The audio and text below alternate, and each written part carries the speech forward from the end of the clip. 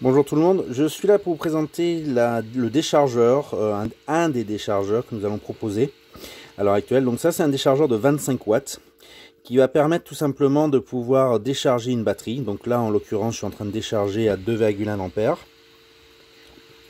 Donc là, il y a marqué 2,1. Ici, vous allez avoir 2,05. C'est ça à cause de la faible perte qui se passe par les fils, ici. Donc l'intérêt avec ce déchargeur, qui est alimenté par un micro USB, comme pour les chargeurs de téléphone portable, c'est que vous allez pouvoir par exemple mesurer la capacité en ampères-heure réelle de votre batterie. Si vous voulez savoir si la batterie que vous avez est vraiment le nombre d'ampères-heure indiqué, si vous voulez savoir si votre batterie a perdu en capacité avec le temps. Il faut savoir que ça marche aussi bien pour une batterie au plomb que les batteries au lithium que nous fabriquons, donc en 12 ou 24 volts. Pour les batteries 36 volts, on a une autre solution de décharge pour le stockage. Alors, les 4 boutons, moins, plus pour Select et On, Set. Donc On, Set, c'est quand on va faire un appui long, ici. On va rentrer dans un mode qui s'appelle Low Voltage Protection, donc voltage bas de protection. C'est-à-dire ça, c'est le voltage à laquelle on va s'arrêter. On peut ajuster ce voltage, si on le souhaite. Donc nous, je l'ai mis à 10 volts ici, ce qui correspond à peu près à ce qu'on va avoir besoin pour un charge de stockage.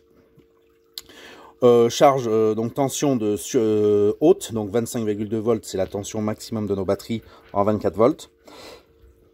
Courant de protection, puissance de protection, température. Donc appui long sur 7, ici, et je relâche, et là on repasse sur ce mode là. Donc quand je vais mettre en marche,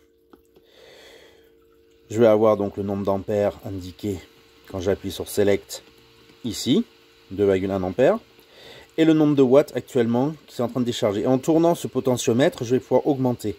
Qu'est-ce qui va se passer? Hop, si je mets trop de puissance, pour éviter de griller l'électronique, il va automatiquement se mettre en précision. Donc on baisse, on appuie sur On et on remet en marche.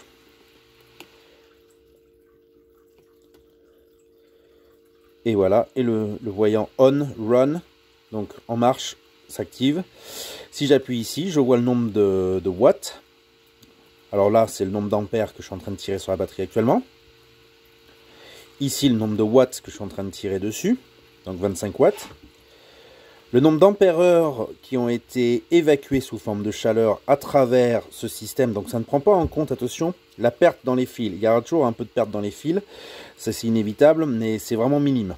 Comme vous pouvez voir, voilà. Et ça c'est le temps qu'on a déjà passé à décharger.